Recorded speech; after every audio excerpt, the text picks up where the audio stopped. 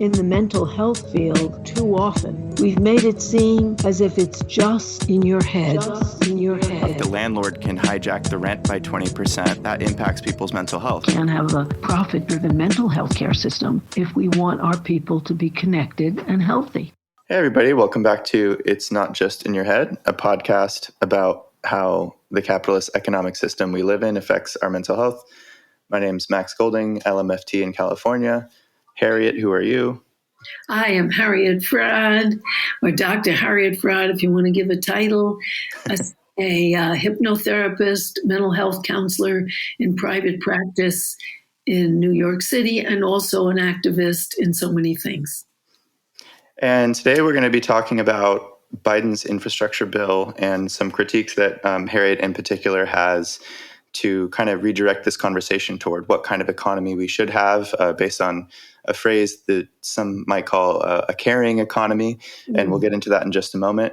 But first, we want to give a big shout out to our patrons First Winter, Sarah Turner, Rebecca Johns, Justin Harper, and also Liam, because he is just amazing. He does all our editing and social media, which is a lot of work. So thank you, all the patrons who are supporting so that he gets some compensation for that. And then also just a quick announcement on something that this is patrons only, and it's not patrons only so that we can be like a pay-to-play exclusive elitist club, but it's our first ever reading group for the patrons as a sort of we're trying to make sure that we're actually having perks for patrons so that they feel like, they're, I don't know, we're all kind of in it together as a family kind of thing. And the reading group is next Friday, April 23rd at noon. Was that my time? That's Pacific. That's Pacific time. Yeah, we better say Eastern Standard and Pacific. It's noon Pacific time. It's 3 p.m. Eastern time. And it's actually about the article that's the foundation for our discussion today, which is an article by The Hill that's about Biden's infrastructure bill and why a more caring economy emphasis could have and maybe still could make the infrastructure bill far stronger. And so we're going to discuss that with a bunch of our patrons. It's our first ever reading group, and we want to start kind of normalizing doing the reading groups with folks. And I guess that's it. That's the announcement. So if you want to join the reading group, become a patron. It feels so weird to say that, but I guess we want to make sure Liam gets compensated for the editing and stuff. We do. We do, and we are in a capitalist system, and we have to survive. Yeah. It's not like we have state compensation for all these creative efforts. No way. So there we go. Yeah. So there we go. Okay. So there's the little housekeeping pitch thing for the beginning. And but yeah, so I mean, I'm really excited about this, Harriet. I haven't looked into this nearly as much as you have. It seems like you've spent a lot of, years or maybe decades of study into this topic generally. And then with the Hill article that you sent me, and we'll put it in the link description for folks to read, that it seems even more important now than ever, especially because of the pandemic and these discussions about quote unquote essential workers. And now that there's actually this infrastructure bill on the table to talk about kind of rebuilding the economy in a lot of ways and creating millions of new jobs, there's a lot that's been left out. And so I think you should just take it and kind of just educate us a little bit about this and offer your critiques and opinions. I would like to, because mental health work is one of those ways of caring that is so socially stratified. Psychiatrists get about 6 or 7 times what a social worker gets, and they hardly talk to people anymore. They're just psychopharmacologists who mete out pills. That's obviously not so caring, particularly since research has indicated that often these pills just have side effects and over the long term usurp the brain's ability to care for itself, and the therapy itself changes the brain. So that, our priorities, even in our field of mental health, are quite bizarre and capitalistically shaped.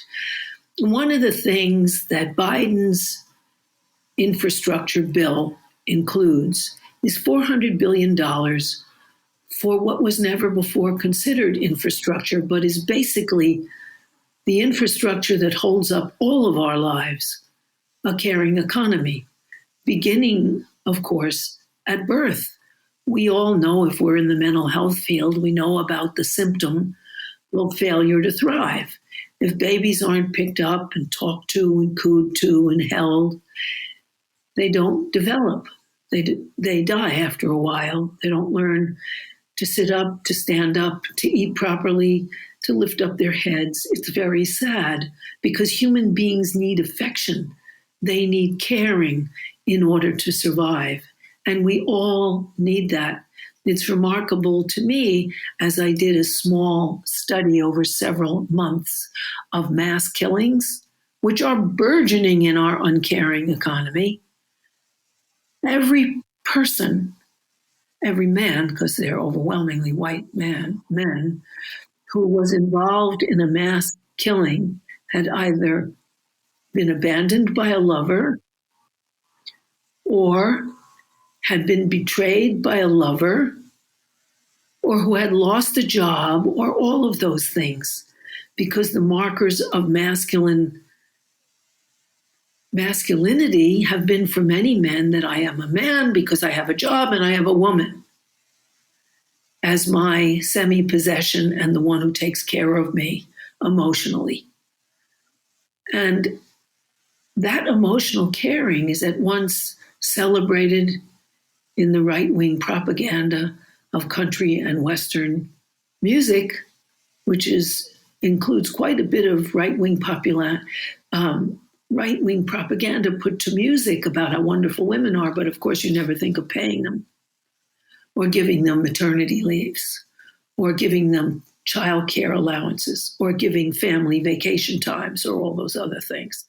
So that we have really devalued what has been primarily women's labor. That's why 12 million women dropped out of the labor force with this pandemic, because they had to go home and take care of their kids. And they had to be home, even if often their husbands were abusive and they couldn't escape. But they had to be home because somebody had to take care of the children. Somebody had to do the caring labor, and women were assigned by gender. Now, I think that Biden's infrastructure plan, which includes caring labor, childcare, after-school care, summer care, and domestic labor care, the people who clean things up, who organize things, who make them possible. Like in a hospital, the doctors get paid obscenely, in my view, while nurses' aides who make it all possible, while the orderlies who wheel you around, while to the operation and back, while the people who kept clean that hospital, because people would die if it were filthy, are not even recognized, no less decently paid.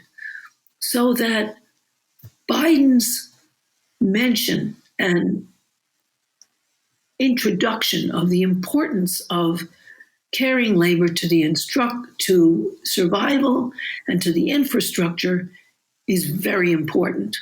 He got this idea from Socialist Labor Prime Minister Jacinda Ardern, who did that for New Zealand. She was concerned that the jobs in caring for people and domestic labor were mainly held by Maori and other island women who were part of the indigenous and displaced population of New Zealand and got the worst salaries. And they got the worst salaries because they did the jobs usually identified with women, taking care of people, cleaning up after people, watching children, doing emotional labor. And what she did is something more advanced, I think, in many ways than, because it's really worked out, she actually put it into practice, is she compared women's labor to the labor of well-paid men and compared the skills, because in spite of the women's movement being around the second wave since 1968, we never did outline what is women's labor and what is its value. And in our country, where you've got to put your money where your mouth is, our money hasn't been on caring labor or on domestic labor either. And so it's most important what Biden did, accepting Jacinda Ardern's initiative, but calling it infrastructure, what basically is the structure on which all of our lives depend, initially as babies and then later as adults. They depend on people cleaning, preparing food, making us feel better, comforting us, all of those things that have been devalued quite literally. And Biden says that women who are doing childcare labor in preschool, in daycare, in infant care should get reasonable salaries. They should be paid the way teachers are. And that is an important initiative. It's an initiative accepted from France, where daycare teachers and child education is for everyone in France and is universal, 100%, starting at 3 years old. And their teachers get paid the same scale as an elementary or middle school or high school teacher get, which is fair. So that Biden's initiative is really important because it redefines women's labor as valuable and crucial to survival. It gives it a place of honor and a place and an economic place.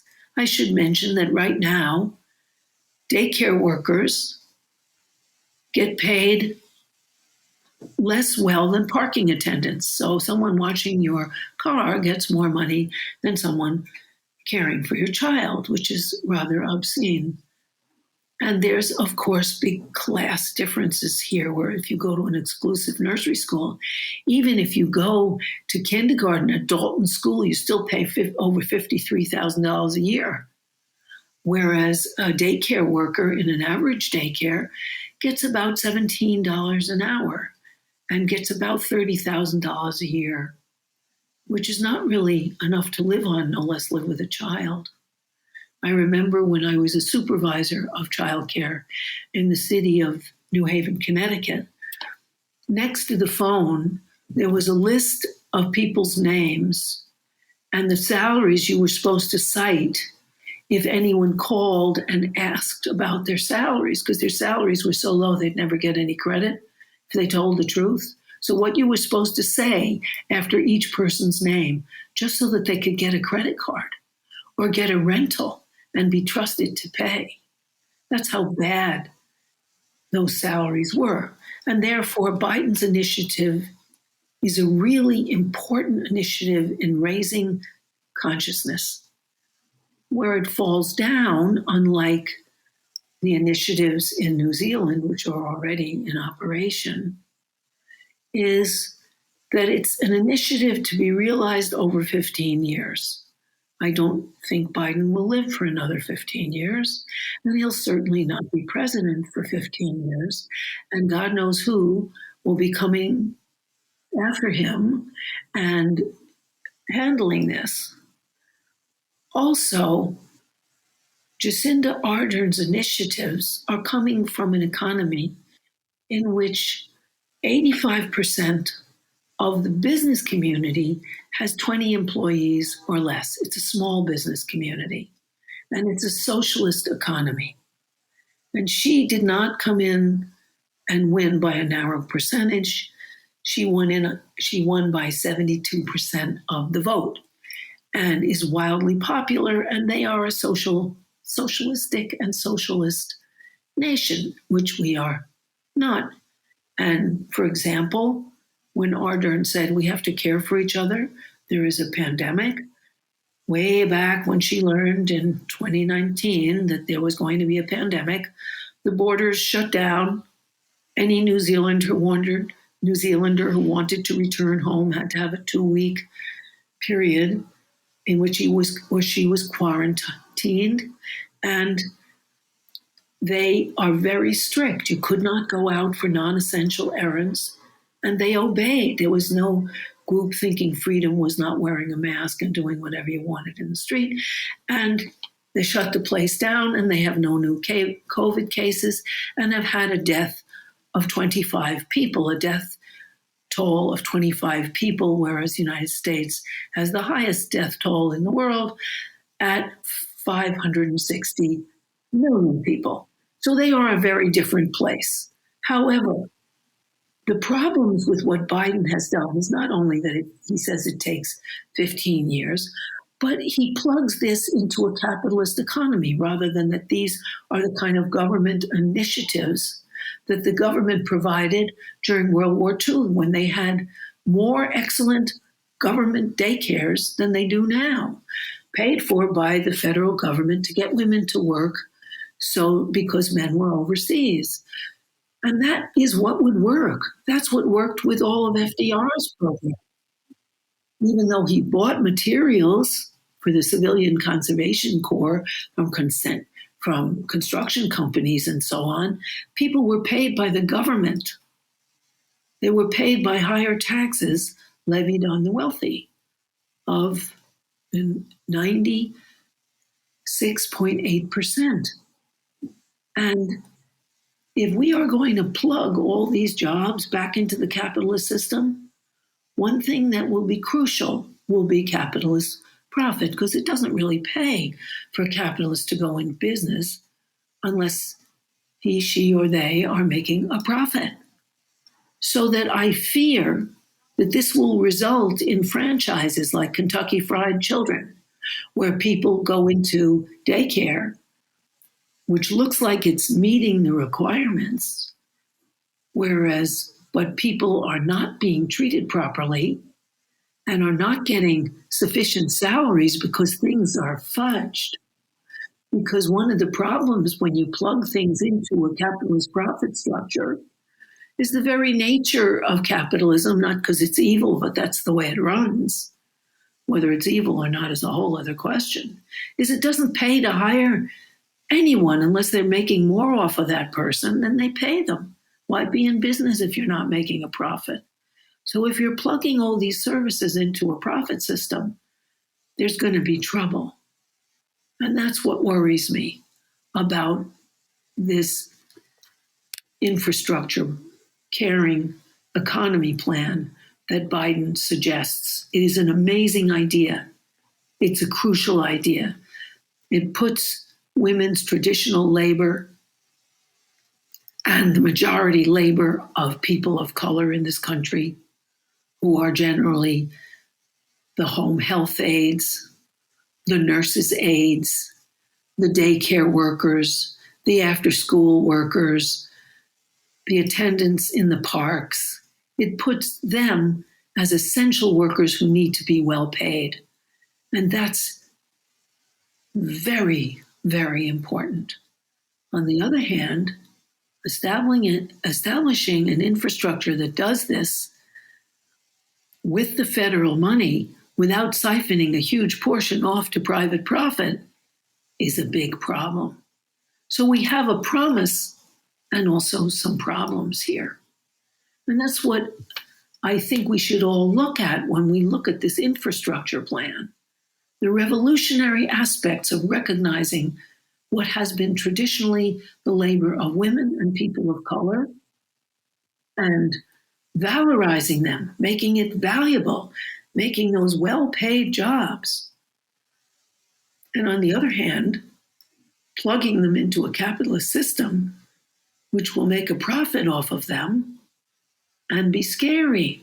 So the government is paying so we all can get our COVID vaccinations, which is really important. But the drug companies, who are now saying we need a booster shot in about a year, is saying, okay, the government subsidized those, after which the price, and has negotiated a halfway reasonable price. But after that, the price goes up, as it does with most American medicine, which is the most expensive medical attention in the world, and also not the best.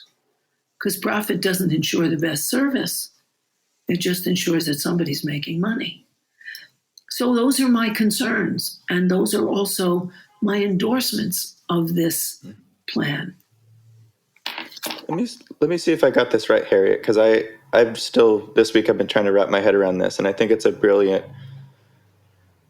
you have a lot of brilliant insights and ideas around this, and I feel like I'm catching up to you a little bit. Mhm. But to clarify, it seems like maybe there's more than two, but the two major concerns you have about the infrastructure bill, even though it does include some sort of caring economy elements, one is the 15-year piece. Like you said, Biden could be dead. He's certainly not going to be in office. I mean, maybe he will, but we could have Trump 2.0 or something, and they, just reverse the entire thing, Yeah. right? Like gut the entire program and just throw all the money into Wall Street to let them, oil and wars and, I don't know, gambling with our money. So there's that piece. And then the other piece, you're kind of touching on just the level of disparity that already exists within aspects of the current caring economy. Like in hospitals, you're kind of saying, physicians, psychiatrists, these traditionally male, like there's aspects of the caring economy that we've already kind of skewed towards. Some people get paid exorbitant, like almost like rich people, crazy amount of money, and then some people are living on starvation wages within a single hospital or other. And I don't really know.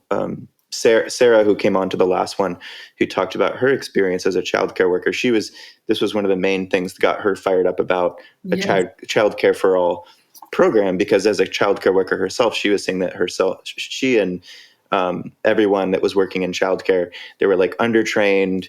They were getting paid minimum wage, So I haven't done extensive research on this, but you're kind of saying that what would make more sense is if this bill or some modified bill or something could really expedite the process. Like let's not put a 15-year mark on it. That's just way too unrealistic. And maybe to build some sort of just to build fairness into the wage disparities.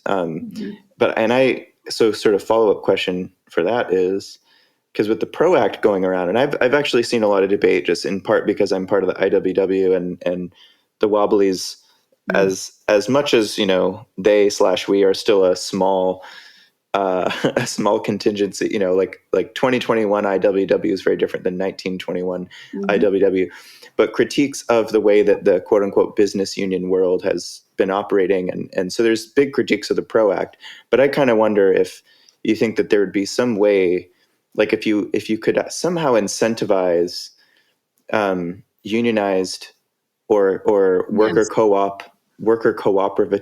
I don't know what the verb would be. Yeah. Cooperative, just incentivizing worker cooperatives, a more sort of solidarity economy within the caring economy. And sorry for the jargon, everyone, if you're not following that. Just solidarity economy is sometimes a phrase used for an economy that would be based where there'd be sort of like worker, basically democracy would be present within all aspects of an economy is what solidarity economy means. But to kind of build that in somehow, and I guess this is maybe just because I'm not a policy wonk myself, I have a hard time conceptualizing what that would look like in terms of the policy language, because just a little bit of the influence I've had in the union organizing world is that stuff really has to come from the bottom, and maybe not in every case, right? Where we don't need to like romanticize this idea. Every single childcare worker and nurse aide and stuff, they're all threatening to go on strike, and then Biden acts, right? I mean, that's just sometimes how it works.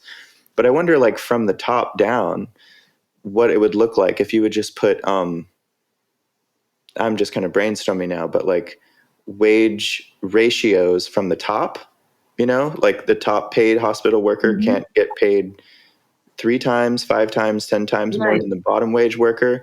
But the trouble with that, again, is like, if that is something that comes from the top, this is sometimes my concern with this kind of stuff, is what if some people at the bottom actually don't even think that's a good idea, and then they fight back, which is why I know in Mondragon, for example, throughout their entire network of cooperatives, in some, like, because it's not just a cooperative. People talk about Mondragon in Spain. It's not just a cooperative. It's like a network of many cooperatives. 104 of them, I think.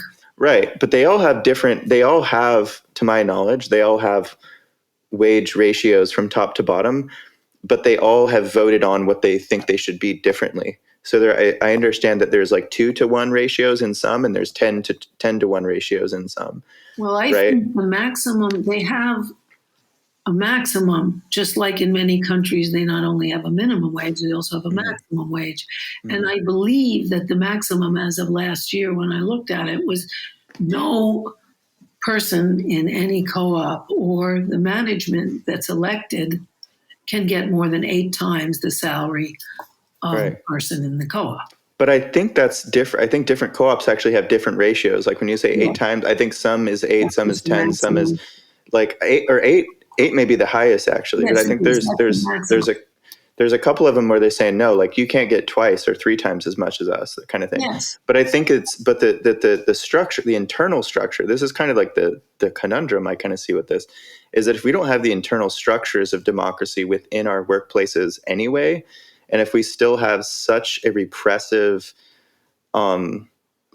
if employers are still, if they're still ultimately given the ultimate power, like almost like these little mini dictators within the workplaces, and workers don't have huge incentives to unionize or form councils or, whatever, some kind of democratic internal like substructure, or if it's not built into the DNA of the workplace, that this, I guess you either have to change that structurally somehow. I don't know if it needs to come from the top or the bottom or a blend of both, or, does Biden just need like would you just with the stroke of a pen, you change something in the infrastructure bill that says something like, the hospitals and the nurse care centers and stuff get the extra money if they change their internal structures or something. I mean, maybe you could do that. Would be very helpful if they did. Yeah, I don't know. Is into that. Because one of the reasons that people want a cooperative economy is because they want democracy. And it's not democracy if the employer can take away your livelihood. It's a class system of employers and employees. And unless employees have something to say about their work, then the conditions are dictated, and that is not democratic. I don't think he's going to go that far, although I do think it would be helpful. Now, in some countries, like in the union movement in France and Germany, union leaders are elected, but nobody's allowed to get more than the highest paid member of his union. So if you're in a union where the highest paid worker gets $20 an hour, that's all you can get, which I think is perfectly fair and allows you to represent people on the basis of your experience. I think that is more ambitious than this bill is. And I think the bill, or at least the plan, it's not even a bill yet, but the plan, greatness is in valuing that labor. Because as you said so correctly and eloquently in the beginning, Max, what we value is the stock market, and 86% of the stocks are owned by 10% of the people.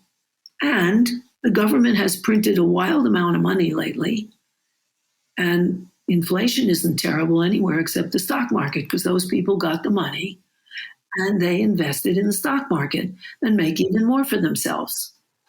And stock transactions aren't taxed, so they also, until those stocks are finally sold, as your profits rise and your property increases. It's not like a house. If your property increases in value, your taxes increase. Nope, that doesn't increase at all. So we have this distribution up in the last 30 years in the United States, so that the top gets so much more.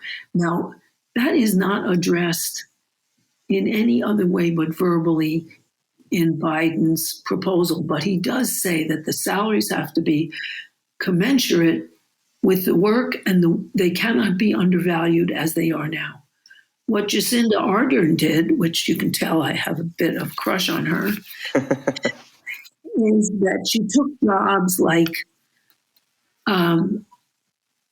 daycare personnel, home health aides for the elderly, and took the skills, which is dealing with people who are sometimes violent, sometimes emotionally very disturbed, sometimes requiring physical assistance, like not able to get up or whatever. And she found jobs within the male well-paid economy that use the same skills. And so that now nursing home attendants and home health care aides get the same as prison guards who have occasionally violent prisoners, people who collapse, people who they need to physically intervene in, and are very well paid compared to nursing home attendants and home health care aides. So what she did was isolate the skills used and then found jobs that used those skills in the regular economy and applied their salaries to people in a caring economy. That's something we can do. What Biden has done is he's introduced an idea, which is a good idea. He's introduced it in a way that's difficult because in 15 years, he will be 89 and probably not president, and maybe not present at all. So that's a bit unrealistic. And so is what is plugged in to the capitalist system. What is the requirement in terms of other economic forms or working for the government, which was already a precedent set during World War II with the childcare centers and other services provided by the government of FDR and the New Deal. But this is an exciting thing. It's an exciting thing because women and people of color and all the people who have worked in domestic jobs, in caring jobs, including mothers, are recognized for their labor. When it was announced what their salaries, how their salaries would be increased, the social workers who mainly work for the government of New Zealand were overwhelmed. Some of them burst out crying, and they said it's not only because of the money, it's because somebody sees what we do. Because one of the skills they had was versatile and attentive listening, which is a skill nobody talked about, but it's needed for a parent, it's needed for a therapist, it's needed for a nurse, and it's invisible because it wasn't even mentioned before. So that we have this vocabulary of caring, which is very important. It's funny when I think of the 5 or so years I worked at the child trauma clinic. It actually took me a while, I think, in my own socialization as a dude who must be very productive and competitive and stuff, that it was really hard for me to wrap my head around non-directive play therapy with kids as one of the most effective ways of helping to treat trauma and other kinds of issues. And for people to wrap their heads around the notion, and I think it's taken me a while because I've been really wrestling with this question of like, what, as therapists and as all kinds of this work, like how do we understand, like when we really think about how capitalism works and what this sort of socialist utopia is that we presumably want, like what really is our role here and what do we do that is of such value in everything? And to explain to someone that like a construction worker and someone that just plays with kids all day, that they both have relatively equal value to the economy is actually a bit hard to explain to, I think, a lot of, I mean, maybe women, I mean, maybe mothers would just get it more easily. Or, I don't know, people that like, nurture children regularly, whoever they are, might just sort of intuitively get that. Yeah. But like, it's hard, I think, because it's not just like a masculinity. It's just the hegemony of, it's just the way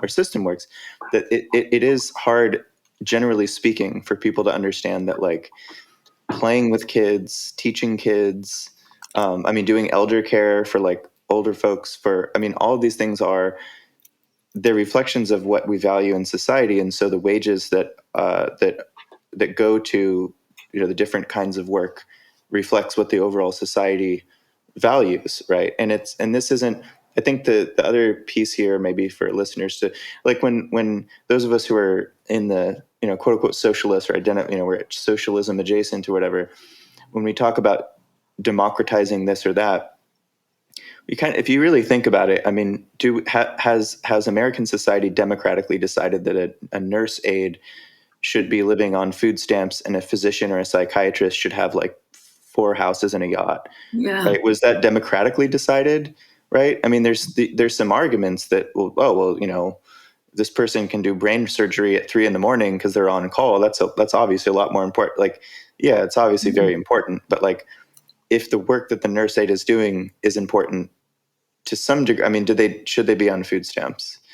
Obviously not, right? And like, should that disparity, I mean, should we say that the people in society we want to do brain surgery, it's so important that they should have an excess amount of wealth that kind of hogs it so that others can't have nearly as much wealth? It just doesn't make any like actual logical sense. It doesn't make any like compassionate sense, right? Like, just from a heart, like a human heart to heart level, like, what do we value? What do we care about as people? It doesn't make any sense, right?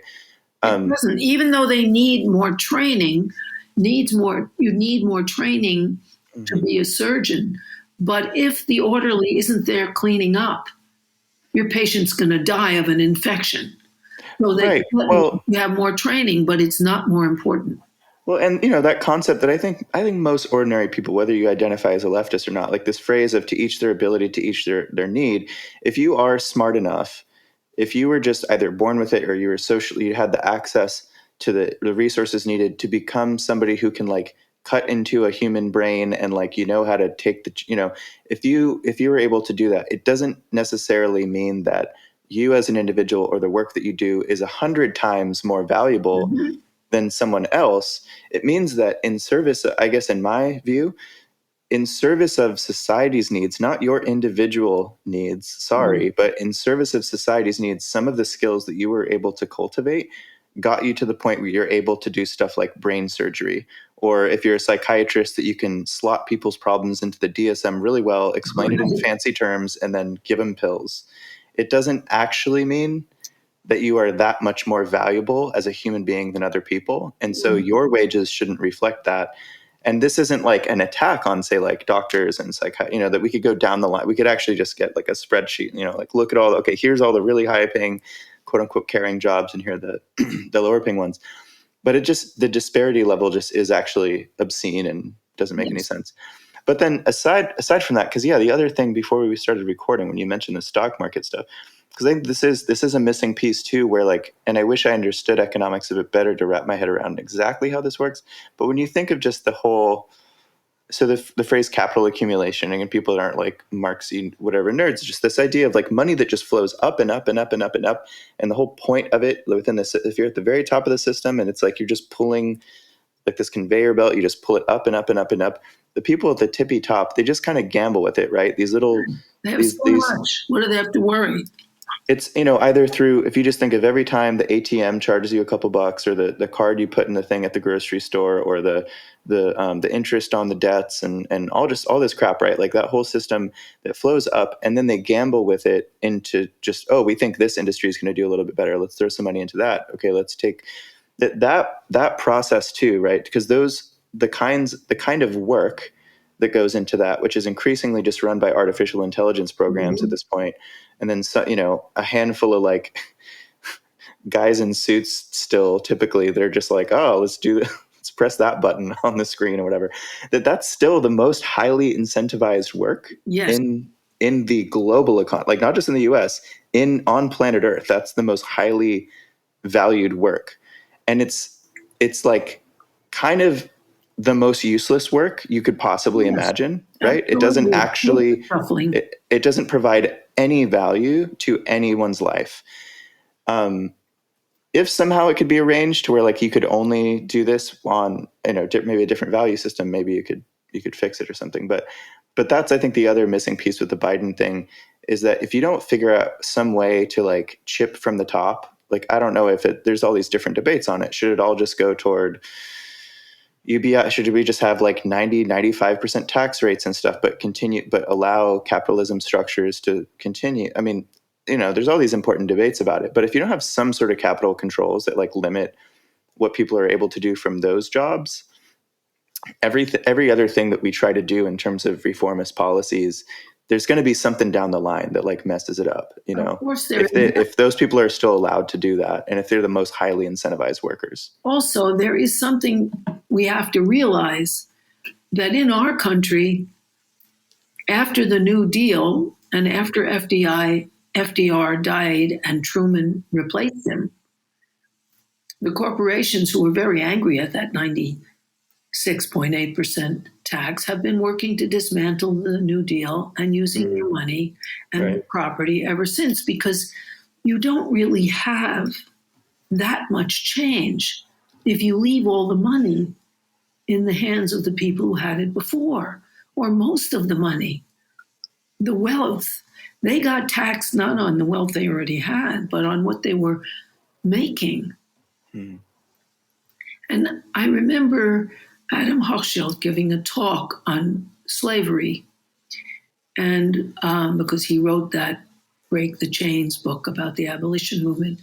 But he talked about how in the Caribbean, they compensated the slave owners for the slaves that they could no longer have, helping them keep their money so well that they could just buy the rest of the economy and the politicians.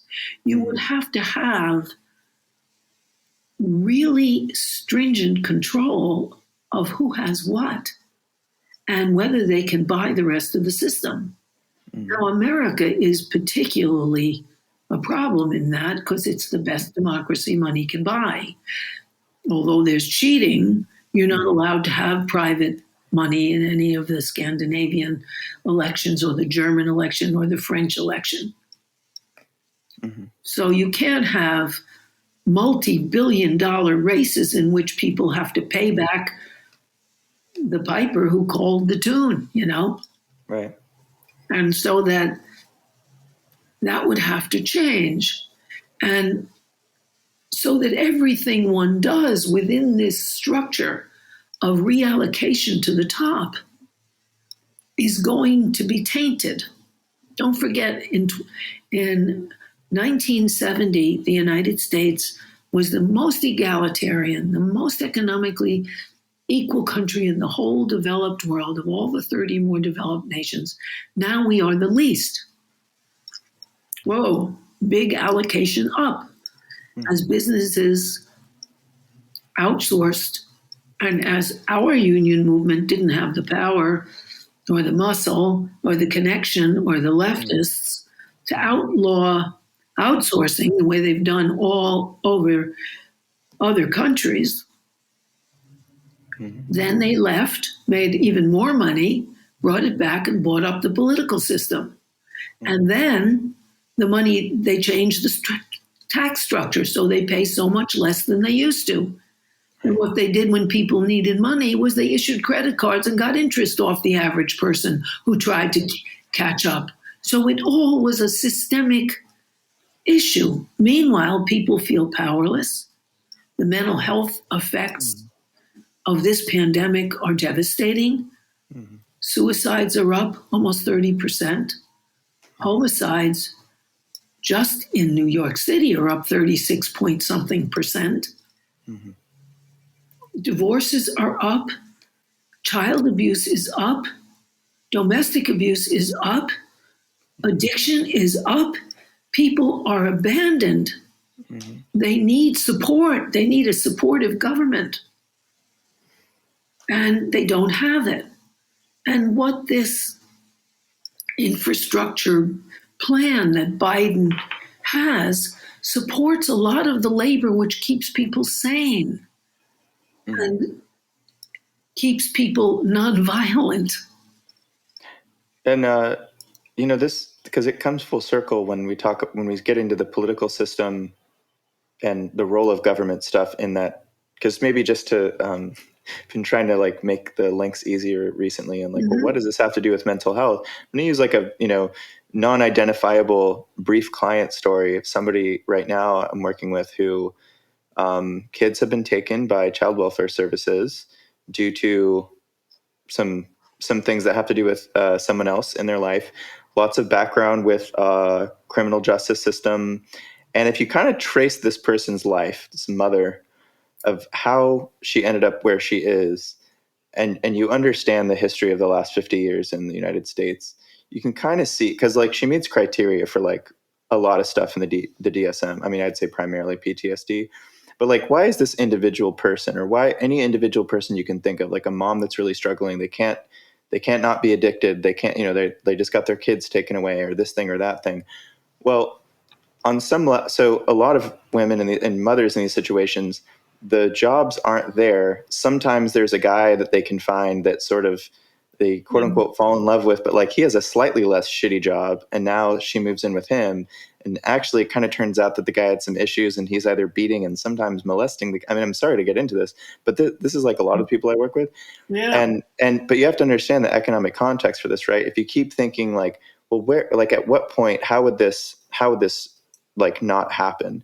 Mm-hmm. If the basic foundational economic security for this person I'm talking about, the other person that they were almost forced to have to associate with, which resulted in severe trauma to the kids, which resulted with the kids getting taken away, right? Struggling for housing, struggling for jobs, almost forced, I wouldn't say 100%, but strongly incentivized to engage in this sort of the black market economy, right? In illegal things, to break the laws that the government enforces, right? Incentivized by the lack of economic opportunities to engage in those kinds of things, resulting in more jail time and then parole and more trauma there, right? And then also becoming a cheap source of labor within the prison system and the incarceration system for big corporations to keep moving that money up, right?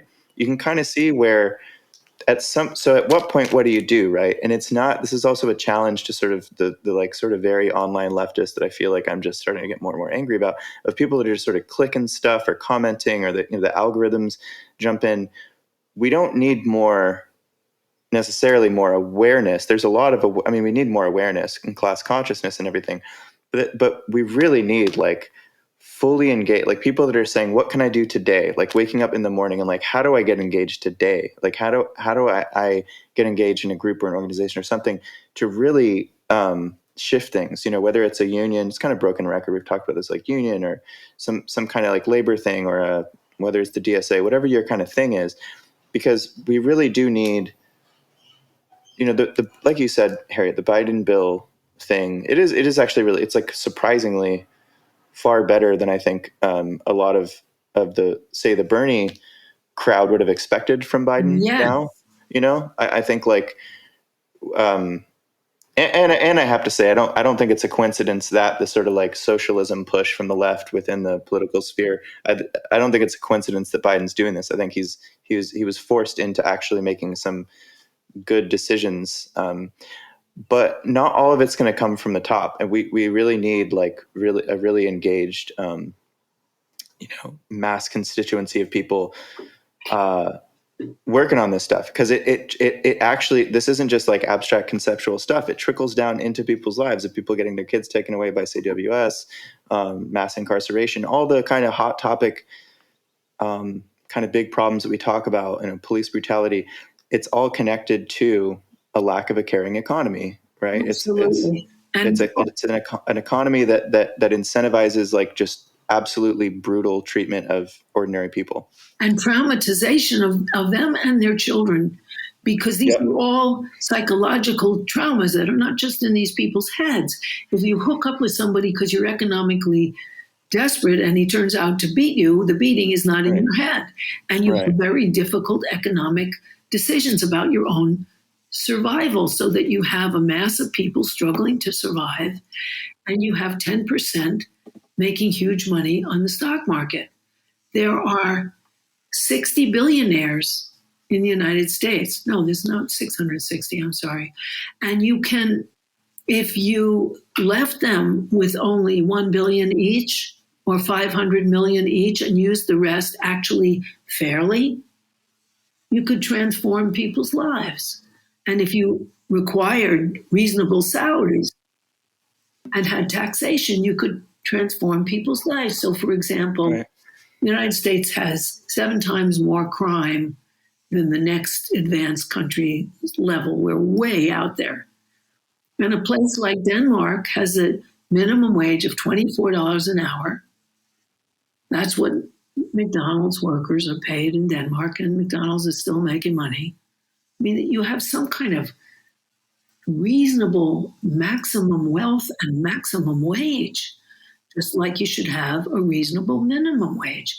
Other countries have maximum wages. For example, in the health system, no surgeon, no matter the most fancy neurological surgeon in France, can get more than $500,000 a year, which is a lot, but not millions, while everyone else is getting peanuts.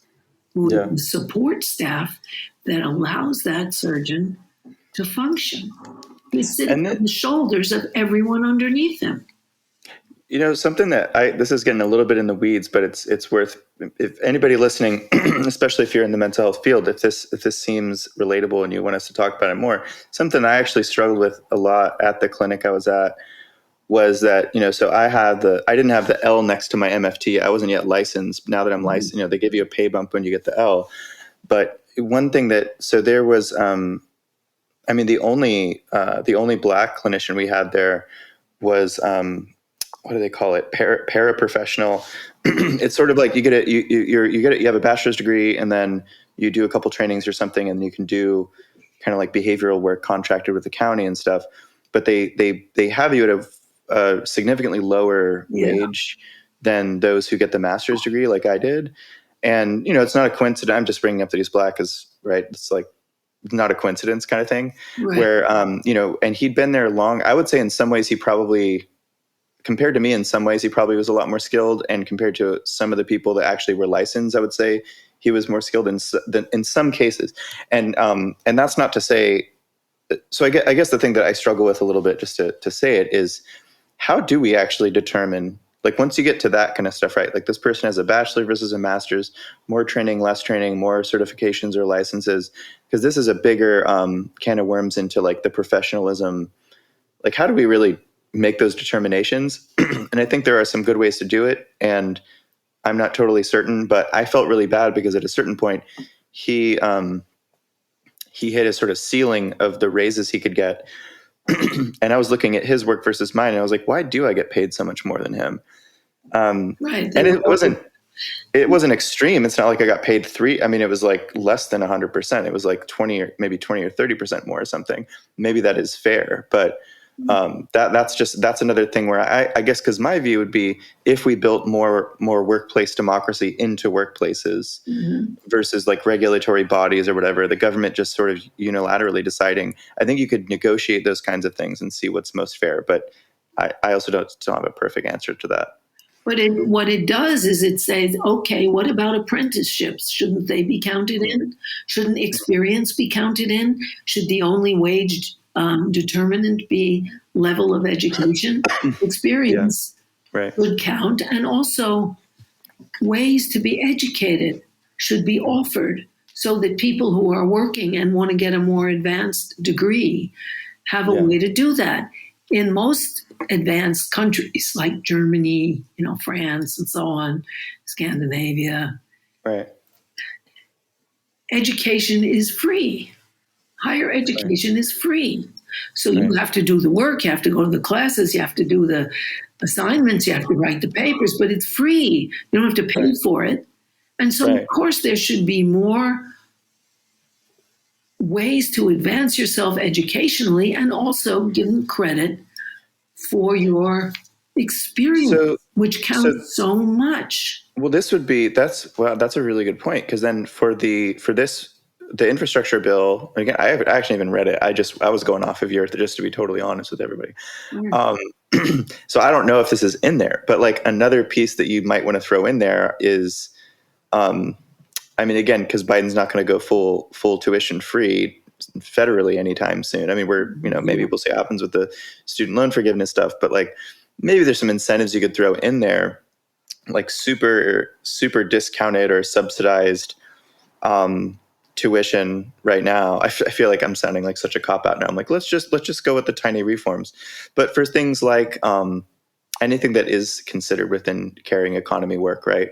So that somebody if they are currently a paraprofessional and they did sort of some minimum stuff to get there, but when they look at how expensive it would be to get the master's, they say, I'm not going to do that. They're suddenly like, well, now they can, right? So that they are more highly skilled. presuming that's what a master's degree in like psychology gets you, which I feel like that should be debated.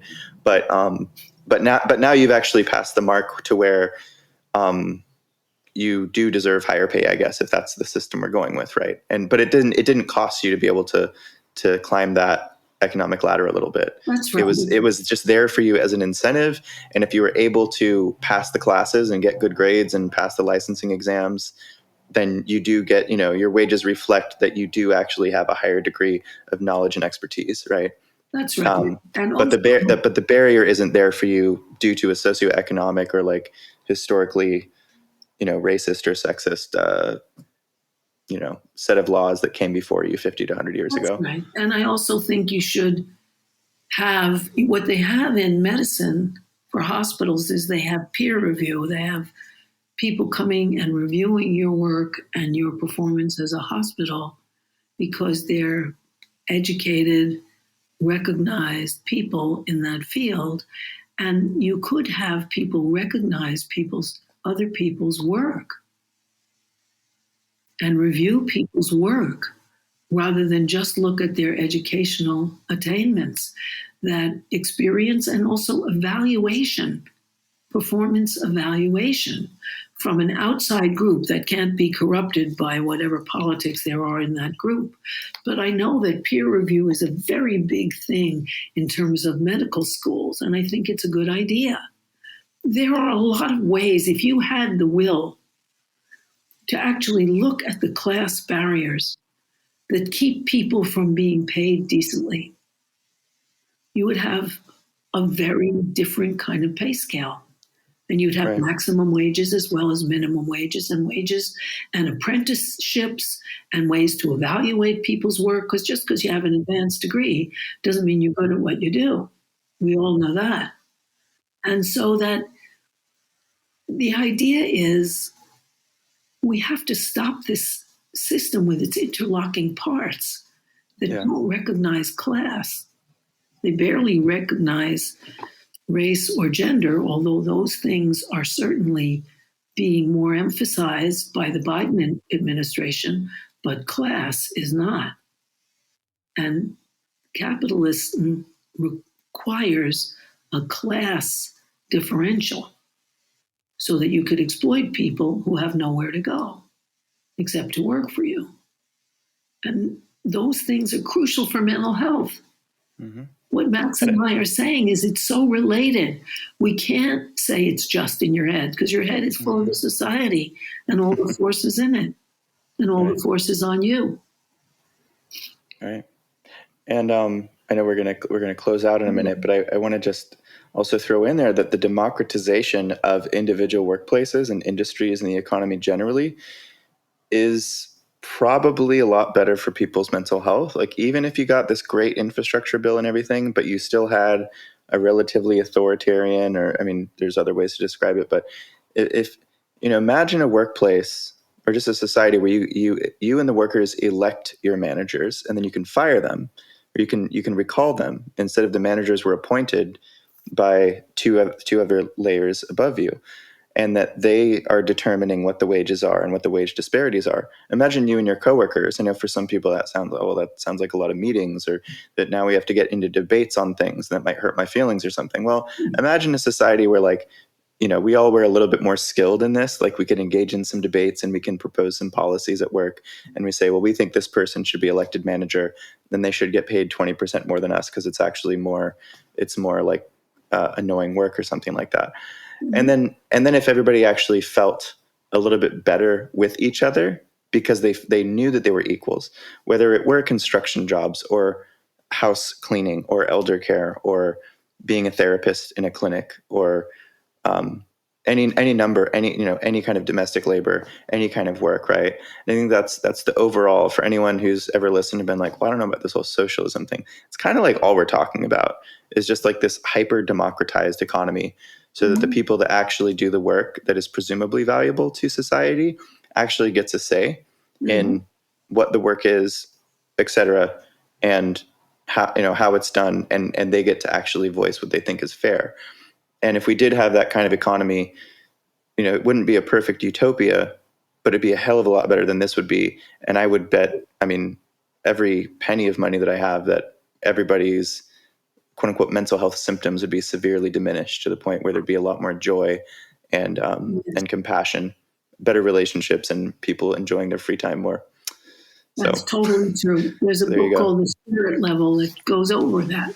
Right. It shows how inequality creates mental illness and social despair and distress. Is that So, Gabor Mate, The Spirit Level, or no? Somebody no, else? it's by Wilkinson and Kate Pickett and Richard Wilkinson. Okay, I keep hearing it. I still haven't read that book. Good book. Anywho, should we close out for? I think we need to, because we're out of time. Yeah. And thank you all so much for listening and participating. Yeah, thank you, everybody. If you wanna support the pod, yeah. If you want to support the podcast, also, to join the reading group. Also, if you want to let us know if you think the reading group being patrons only is like against our values or something. We're open to that. Think of alternatives for our patrons. We really think of alternatives. Yeah, I don't know, maybe different layers or something. But yeah, so if you want to become a patron, support the podcast, and join our now hopefully regularly recurring reading groups, just go to patreon.com/it's not just in your head. And if you want to send us any thoughts, feedback, reflections on this episode or any other episode, or just say hi, give us any feedback of any kind, email us at itsnotjustinyourhead@gmail.com.